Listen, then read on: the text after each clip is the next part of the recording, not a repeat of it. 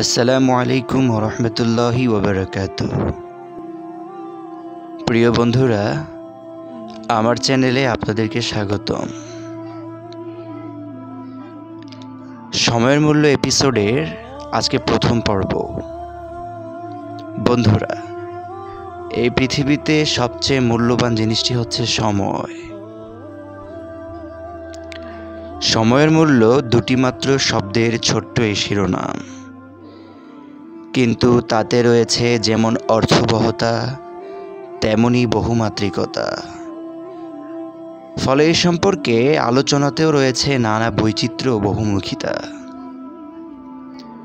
আপনারা ধরুন, একজন দার্শনিকের কাছে সময়ের মূল্য যেরূপ, আর একজন ব্যবসায়ীর কাছে তা সেরূপ নয়। একইভাবে একজন কৃষক, একজন কারিগর, একজন সৈনিক, একজন রাজনীতিবিদ, একজন যুবক, একজন বৃদ্ধ, প্রত্যেকের কাছেই সময়ের মূল্য এবং প্রকৃতি ভিন্ন। তদ্রূপ একজন তালিবে ইলম ও আলিমের কাছে এর প্রকৃতি আরও ভিন্ন ও স্বতন্ত্র। সুতরাং আমি বলবো, বান্দার প্রতি আল্লাহ তাআলার নেয়ামত অগণিত, অফুরন্ত। তার আধিক্যের যথার্থ অনুভব ও সঠিক উপলব্ধি মানুষের সাধ্যাতীত বিষয়।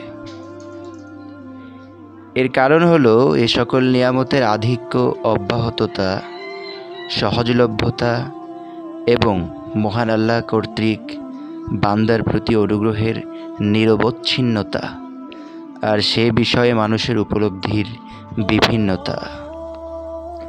আল্লাহ তাআলা যথার্থই বলেছেন, ওয়া ইন তাউদ্দু নি'মাতাল্লাহি লা তুহসুহা ইন্নাল ইনসানা লাযালুমুন কাফার।